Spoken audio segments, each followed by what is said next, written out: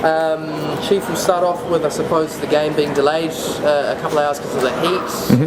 Has that come into play for training this week? How are you preparing for that? Oh, we've spoken about it. Really can't train for it. We don't have the capabilities of increasing the temperature at training.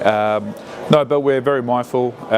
Be more a strategic approach going into the game. I think it'd be unreasonable to think that the players can press at a certain intensity. It'll be more about game management more than anything. Does it add to the fact that it's so difficult to win at ALeague Park for the Phoenix? It's been a long time between drinks. Yeah, look, we haven't even spoken about that.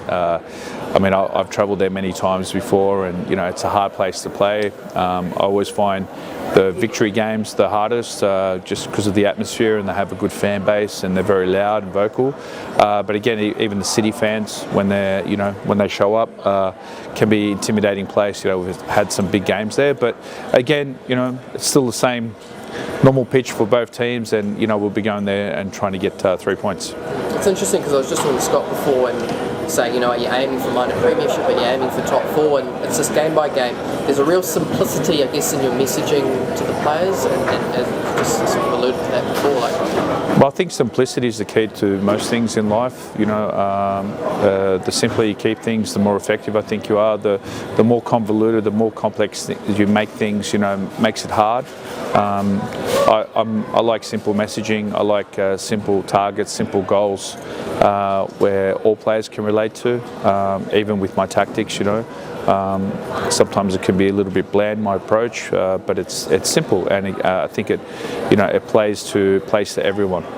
Has that also been the secret to the best defence in the league at the moment, the simplicity? Well, I think the simplicity in our defensive model is, it's not overly complex. We have certain principles that we stick to.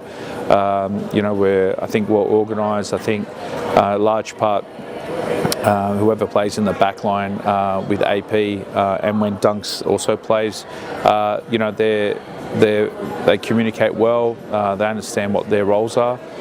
So at the moment, it's worked really well. Scott's been consistent in your back line this season. I don't think he's missed a minute, and particularly, he's had 2 quite young defenders next to him. Can you just speak on his season so far? Well, I think Scotty, has quality. That's why we signed him a couple of years ago. He's played consistently in very good leagues. He was part of Manchester United. They saw something in him, and for us, it's just more about highlighting what he does well, as well. I think the most important thing with him is taking a leadership role within the team, and he leads by action. He's really good with the young players, especially Finn, Hughesy at the moment, Lucas, all the young defenders coming through. For me, he leads off the park, gives them a lot of advice, and you'll hear from the other boys as well that he's always constantly there giving feedback when asked, and for me that's a sign of a very, very good experienced player. Can we just go from the defence to the attack? Is there an update on Oscar Zavada's injury at this stage? Yeah, so he's out again this week. Hopefully he'll be back for Sydney. It's still a little bit iffy in terms of the actual soreness and the diagnosis as well, because he's now had a couple of injuries as well. We have to be on the cautious side more than anything. So next week if it continues the way it is at the moment, we'll probably have to get further scans, but at the moment we're looking like he'll be back for next week. And Costa as well, is he back to full fitness now? Yeah, Costa's fit and firing, so it was more, that week off was more about precaution and making sure that we look longer term, making sure that he'll be ready for the upcoming games. We could have risked him the week before, but we felt as though the best thing to do was just basically just nurture him through and just make sure that he'll be available to the back end. Sorry. How pleasing is it that you guys have been able to find solutions this season, even despite injuries and suspensions, and have found goals even without the traditional forward line a lot of the time?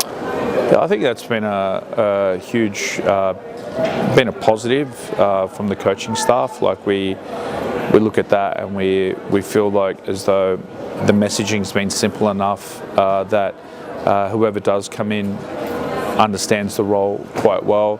and that we've also given a bit of versatility in terms of the way we train, which allows us to change things when we need to.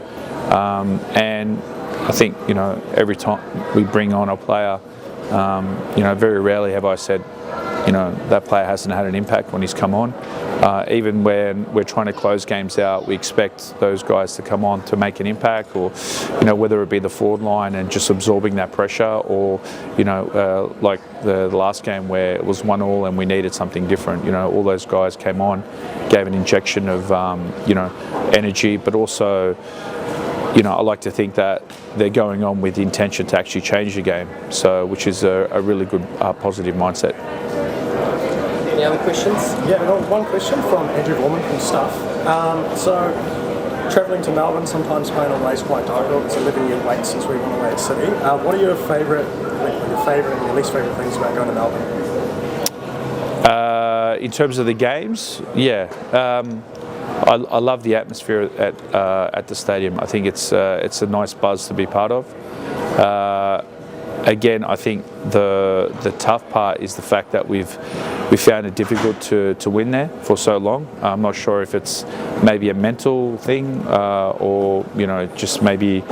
I don't think it's a travel, because we've played other teams at other parks and we've won. So I'm not really sure what it is. I hopefully we can change it tomorrow.